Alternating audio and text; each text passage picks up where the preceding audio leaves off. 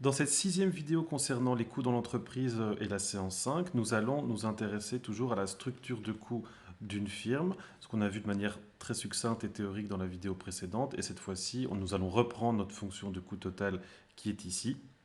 Et nous allons calculer les différents coûts qu'on nous demande. D'accord? Donc nous avons notre coût total qui est 5Q carré plus 20Q plus 45. Alors, déterminer les coûts fixes, on avait vu dans la vidéo précédente que les coûts fixes, ce sont les coûts qui ne dépendent pas de la quantité Q. D'accord? Donc nos coûts fixes ici sont égaux à 45. Évidemment, les coûts variables, ce sont les coûts qui justement dépendent de cette quantité. Et donc les coûts variables, dans ce cas-ci, c'est 5Q carré plus 20Q. L'expression du coût marginal. Le coût marginal, on avait vu que le coût marginal, c'était donc le coût engendré par la dernière unité produite et c'était la dérivée du coût total par rapport aux quantités. Donc c'est-à-dire 5Q carré plus 20Q plus 45 dérivée. Et donc ça nous faisait 10Q plus 20 parce que la dérivée d'une constante, c'est 0. D'accord. Le dernier coût qu'on nous demande ici, c'est le coût moyen total. Je vais prendre une quatrième couleur. Le coût moyen total, c'était évidemment le coût en moyenne que nous coûte chaque unité produite quand on en produit Q. Et donc le coût moyen total, c'était le coût total divisé par la quantité. Et ça nous fait donc 5Q carré plus 20Q plus 45 divisé par Q. Et donc ça fait 5Q plus 20 plus 45 sur Q. Voilà pour les 4 premières questions. Alors pour la suite, donc j'ai juste séparé en deux pour la vidéo. Donc c'est toujours évidemment la même fonction de coût total ici. On vous demande la quantité Q telle que le coût moyen variable soit minimum. Alors c'est une question, on en a discuté un petit peu avec les autres assistants. C'est un petit peu curieux parce que on va la mettre entre parenthèses, mais je vous explique quand même pourquoi. On a vu que le coût variable, c'était 5Q carré plus 20Q. Ce qui sous-entend du coup que le coût moyen variable, c'est le coût variable divisé par les quantités, c'est 5Q plus 20. 5Q plus 20, c'est quoi? Si on a CMOV ici et Q, c'est une droite qui fait comme ceci. D'accord? Donc on voit que le minimum pour la quantité Q telle que le coût moyen total soit... pardon, excusez-moi, je me suis trompé de ligne. La quantité Q telle que le coût moyen variable soit minimum, on voit que c'est Q égale 0. D'accord? Malheureusement, si Q est égal à 0, on ne peut pas faire ceci. On ne peut pas diviser quelque chose par 0. D'accord? Donc oubliez dans un premier temps cette sous-question-ci. D'accord? On voit la logique. Le but, c'est d'aller vérifier où est le CMOV minimum. Mais si on trouve que c'est quand on ne produit pas, c'est un petit peu contre-intuitif de se dire en moyenne combien nous coûte une unité produite si on ne produit pas. Voilà, c'est pour ça que cette question, elle est un petit peu compliquée à mettre en place et on pensera éventuellement à la changer pour les prochaines versions du syllabus, pardon, excusez-moi. Et alors, du coup, quelle est la quantité Q telle que le coût moyen total, cette fois-ci, le CMOT, soit minimum, utiliser deux méthodes différentes. Alors, pour cela, donc je vais juste réécrire ici mon CT, c'était 5Q carré plus 20Q plus 45, et donc le CMOT qu'on avait trouvé juste avant, c'était 5Q plus 20 plus 45 sur Q. Alors, on va voir ça un tout petit peu plus tard, mais on peut déjà voir une introduction à la structure graphique. Donc, si j'ai mes coûts qui sont comme ça, donc j'ai ici CMOT, CM, CMOV, etc., etc. En fait, on peut voir que généralement, le CMOT, c'est une fonction qui fait comme ceci. D'accord?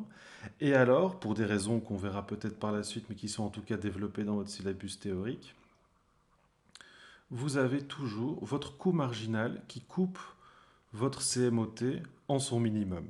D'accord? Donc quand on vous demande ici de trouver le coût moyen total de CMOT minimum avec deux méthodes différentes, la première des méthodes, ça va être trouver l'intersection entre le coût marginal et le CMOT, vu qu'on sait que ce sera ici au minimum. Et la deuxième méthode, évidemment, trouver le minimum chaque fois d'une fonction. Qu'est-ce que c'est? Ben, c'est dériver la fonction et l'égaliser à 0, parce qu'on sait qu'à ce niveau-là, on va avoir une tangente dont le coefficient angulaire est égal à 0. Donc dériver le CMOT et l'égaliser à 0. Le but, évidemment, c'est que la quantité qu'on trouve dans les deux cas soit exactement la même. Je descends un tout petit peu pour pouvoir y aller. Alors, le coût marginal, on avait dit précédemment que c'était... Enfin, on peut même remonter pour le refaire comme ça. Voilà.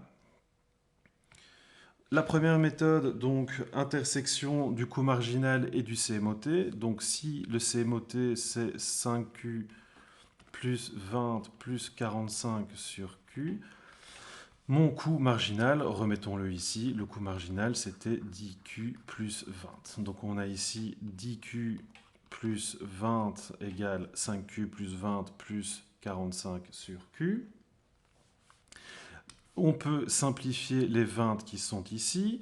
On met tout ici 5Q, donc on fait passer celui-ci qui devient négatif. Donc on a 10 moins 5, 10Q, pardon, moins 5Q égale 45 sur Q. Ça nous fait 5Q égale 45 sur Q. 5Q carré égale 45. Q carré égale 45 divisé par 5, c'est-à-dire 9. Et donc Q égale 3 ou Q égale moins 3.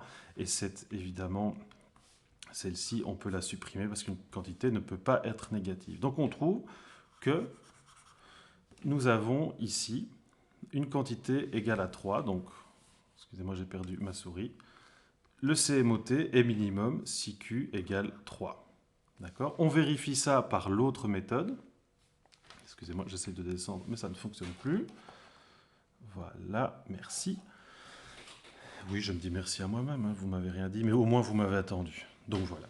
Alors, la dérivée du CMOT égale 0. 5Q plus 20 plus 45 sur Q. Si je dérive ceci et je l'égalise à 0 pour trouver son minimum, ça fait 5 plus 0 plus...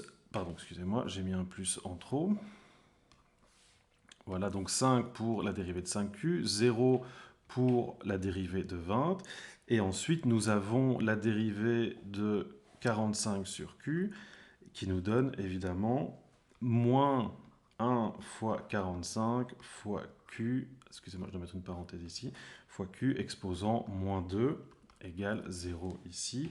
Et on retrouve ce 5 égale 45 sur Q carré, et donc Q carré égale 45 sur 5 égale 9, et donc Q égale 3. Ou, évidemment, Q égale moins 3, mais qu'on sait qu'on doit enlever, parce que justement, ces quantités ne peuvent pas être négatives. Donc ici, on a trouvé donc, la quantité Q telle que le coût moyen total est minimum, c'est 3.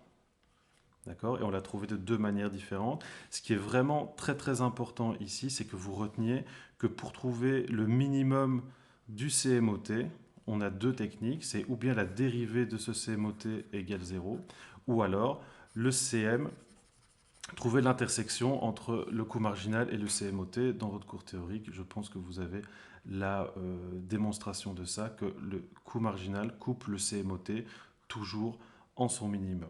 Voilà, et je pense que l'exercice est terminé. À bientôt pour la prochaine vidéo.